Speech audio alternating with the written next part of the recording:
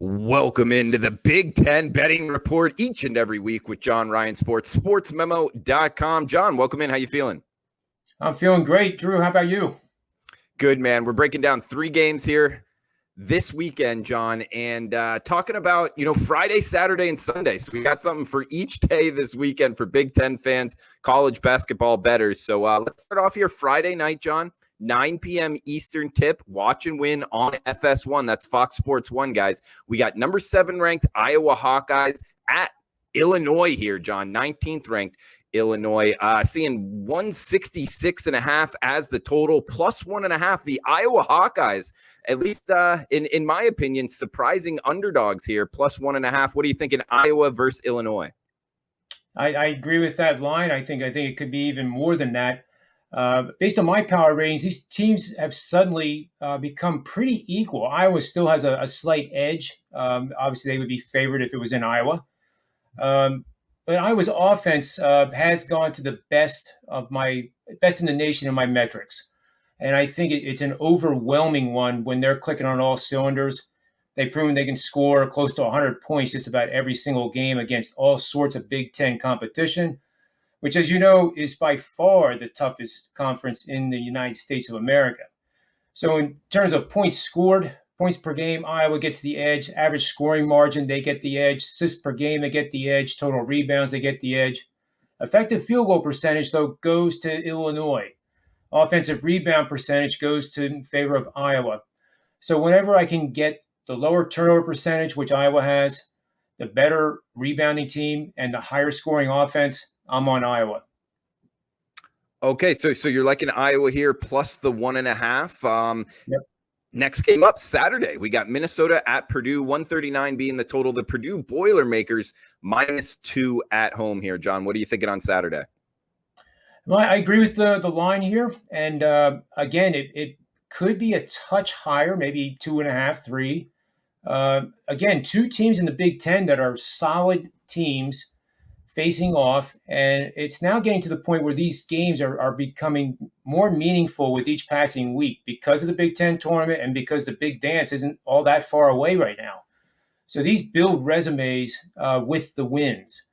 Minnesota has edges in points per game, average scoring margin, assists per game, total rebounds per game, free throws attempted, field goals attempted. That is a good reflection of a power team.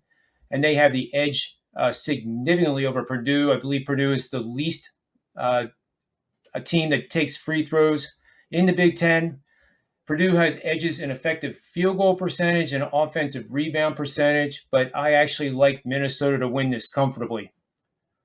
All right, so like in the short underdog here, Minnesota +2, at least in the preliminary numbers, guys, as we're going off of Ken Palm's numbers here. And we got Sunday action to end it here, John.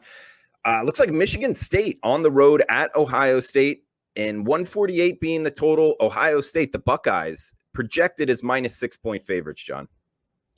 Yeah, Michigan State plays tonight, and I believe it's the first time in 20 days that they're playing. They're at Rutgers. And for what it's worth, people will be watching this after that game. I do have a 4% play on Michigan State plus the 3. We'll have to see how that goes. If they win this game, I think they'll start picking up some momentum and come into this game at Ohio State, which I have found to be a little bit overrated here. I was a loser with Wisconsin. They destroyed them.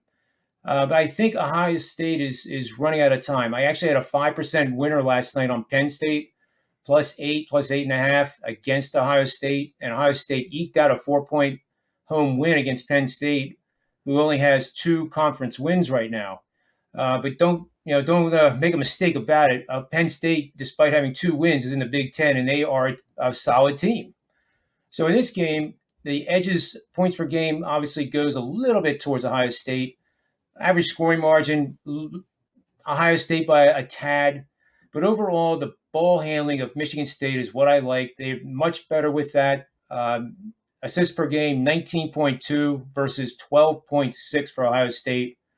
At the end of the day, I like Michigan State to come away with the win, and will like them even more if they defeat Rutgers tonight. All right, good stuff, John. So it sounds like 3 underdogs for you, right? That's correct. Not all that unusual either. I'm kind of a dog playing guy. Yeah, more so than not for me as well. And guys, we talked about me throwing out my best bet for the Big Ten this weekend. And so I guess for the first time this year in terms of this video, going to do it here. And it's the Iowa-Illinois game. You kind of confused me at the top, John, when you were like, you agree with this line because it had Iowa plus 1.5. But it sounds like we're on the same side here with the underdog. I'm kind of going against Illinois right here. Power ratings wise, they really haven't stepped up all that well in class. 5-5 in their schedule against the top 50 opponents. Number 50 in terms of power rating wise by Ken Pom and above. They're only 500 against those opponents. They've also lost 2 of their last 3 at home.